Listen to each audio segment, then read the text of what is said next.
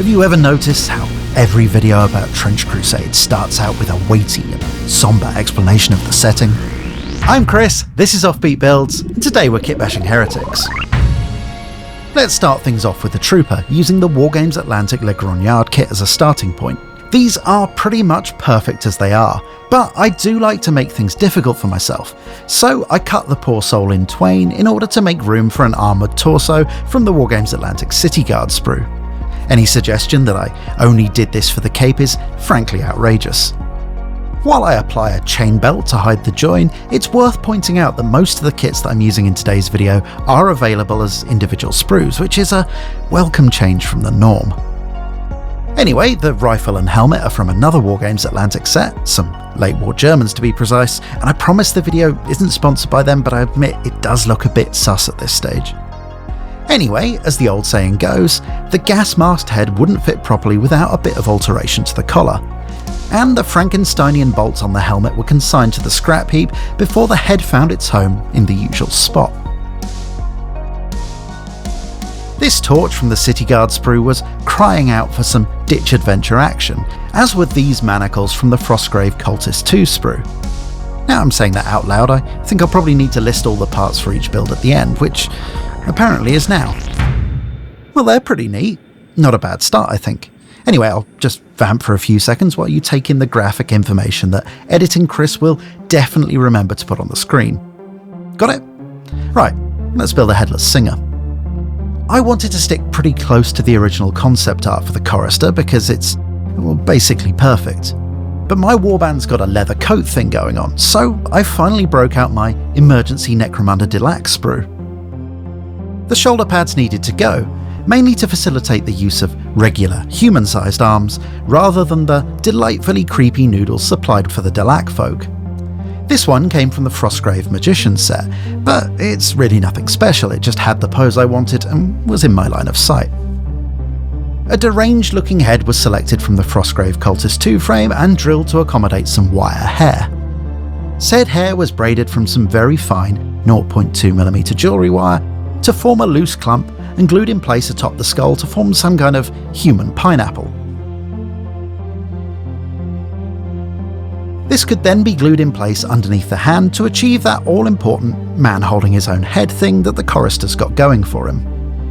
With the head attached in its rightful place, 24 inches from the neck, I selected a meat cleaver and its corresponding arm from that same Cultist 2 sprue to give him a sense of having two arms. The artwork has an inverted crucifix, and I have a box of nail art charms. So, with the aid of some more jewellery chain and some jittery tweezer action, the chorister got himself a belt. And like any good belt, I augmented it with some dangly greeblies from that clearly very versatile Cultist 2 sprue. Now let's talk blood, spurting from a neck wound and forming heretical symbols. Conceptually beautiful, utterly tiny at this scale and impossible to film. So here's some 0.4mm wire bent into fun shapes. These were then set in place in some still soft green stuff. I added a drop of superglue to each spurt to ensure that the blood stayed put, and they do look a little bit uniform at the moment, but that can be cured with some paint effects.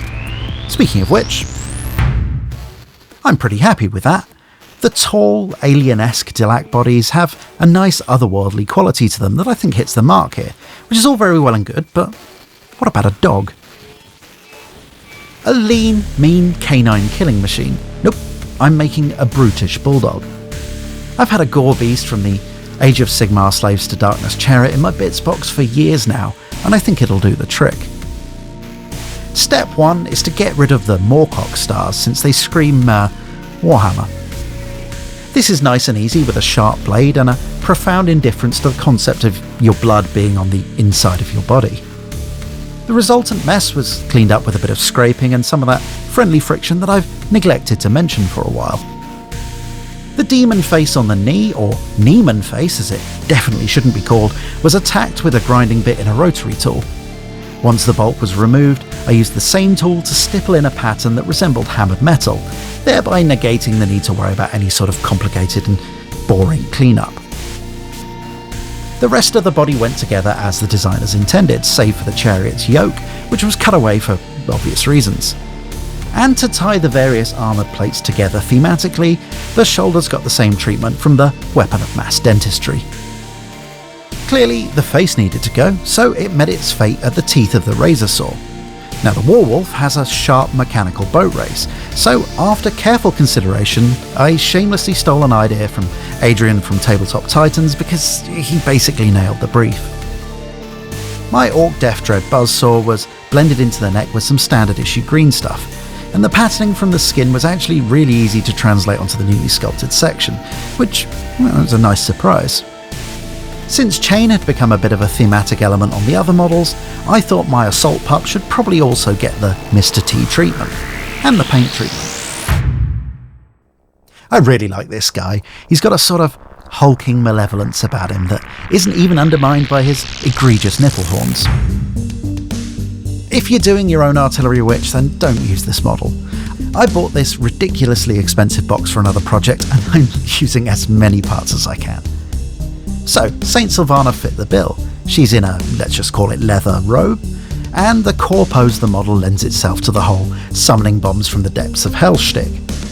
And importantly for me, the power armour is entirely covered by her robes, which I think will hide the 40k quite nicely. Speaking of which, the emblem on her collar did need to go, using the usual combination of a sharp knife and dull common sense. Oh, and some abrasion from our good buddy, the fiberglass pencil. The original model is holding an ecclesiarchy icon of some kind, so our witch needed a new hand. And a reading of the sprue leaves revealed this example from the Frostgrave Knights kit. Other hands are available.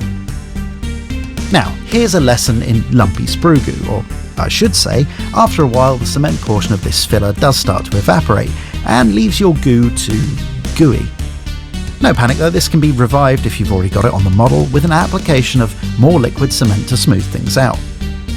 Moving on, and I chose this robed head from the Stargrave Scavengers kit, which helps sell the is she alive or not vibes before turning my attention to ordnance.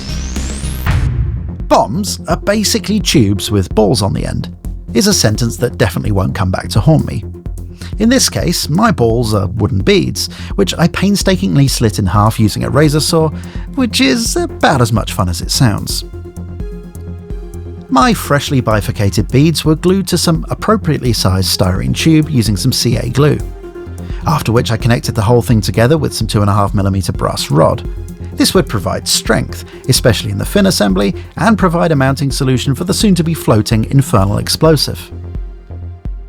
As you would expect, filling and sanding were a necessity, but that's not interesting. More interesting is the fin assembly, which is made from some styrene offcuts attached to a bit of tube. Look, I said it was more interesting, not actually interesting. Oh look, chains. I had to hide the mounting rod somehow, and a bunch of chains on a jump ring made some sort of sense to me at the time.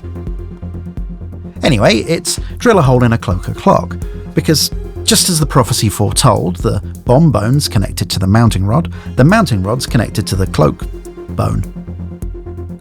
And with the biology lesson in the rearview mirror, the chains were cut down to a sensible length, arranged to hide the mounting rod, and secured in place with some thin CA glue. This artillery witch definitely looks like she's come to spread the good word of exothermic detonation, and I think she fits in quite nicely with the rest of her heretical pals. I have to say, jumping into Trench Crusade with both feet has been a bit of a revelation, so please do let me know if you want to see more of it on the channel in the future, or whether I should, just get back in my box and churn out Space Marines. That sounded more cynical than I meant it to. What I was trying to say was,